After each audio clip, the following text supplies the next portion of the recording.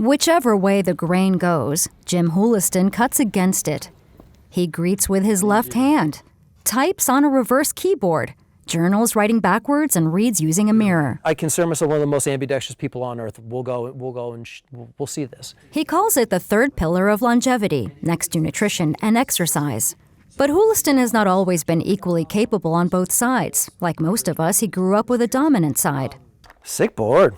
A skateboarding injury years ago left him struggling. He decided to switch things up by switching up his feet. It felt impossible. I felt like I couldn't do it, but it didn't hurt my body, so I just kept doing it.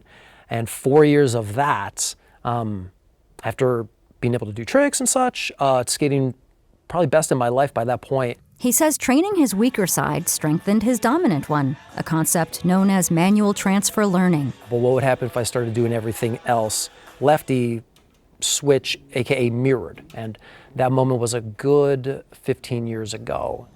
Houliston has since developed his ability in mirrored motor development, or MMD. In simple terms, it's doing everything in a mirrored direction, a concept he explains in his book, Big 3 MMD, History's Ambidextrous and the Benefits of Mirror Movement Development. Each page is written in both directions. You would think we should be doing this for benefit. Memory recollection is one thing that majorly increases with this. Spatial awareness, which you can see majorly with the top athletes in the world. LeBron James is my favorite example. LeBron James, just like Larry Bird, does everything left-handed except basketball. Kobe Bryant would practice shooting lefty threes.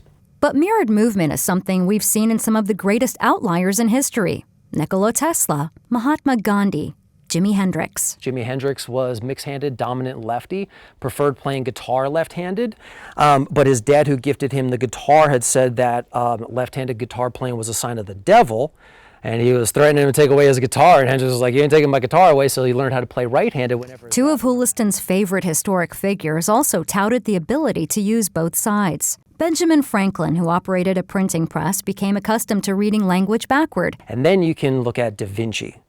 Da Vinci, also a man of many, many expressions. Da Vinci wrote all of his notebooks in mirrored direction.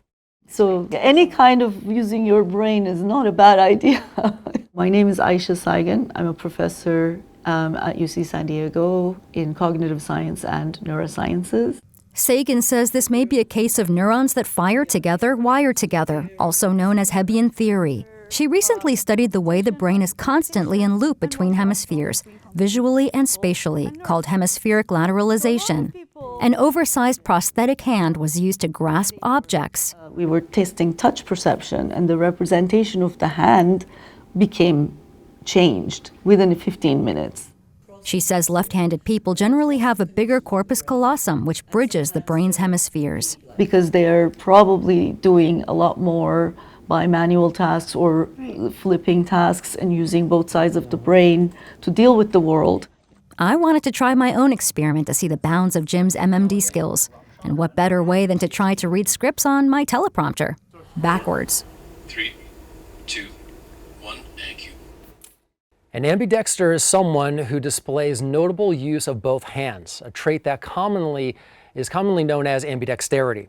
The lives of many contemporary ambidexters show us that this skill is not something that you are only born with, but can be developed through practice by any average person. Reading from a teleprompter by itself is difficult because the words are moving, but also reading moving words backwards, that is quite a talent. My turn to try a new script. Let's see how fast I can do it. And there's numbers there. Okay, let's see. I'm not going to look. I'm going to do this fresh. Ready? Okay. 3, 2, 1. Back in December, the San Diego Unified School District was facing a $47 million deficit for the next fiscal year. I struggled a bit. And other classified positions. Yeah, and how does it feel? It's uncomfortable. I am definitely stretching my cognitive ability to do that. So many things that to me have felt incredible, that I know people want to feel that too. That's what I want them to experience. That's why they should practice this. He says with something that is cost, drug, and pain-free, creating body symmetry through MMD is a great thing. Thanks so much for the awesome KPBS interview. Thank you, Jim. Maya Trabulsi, Practice MMD wherever you are. KPBS News. That is actually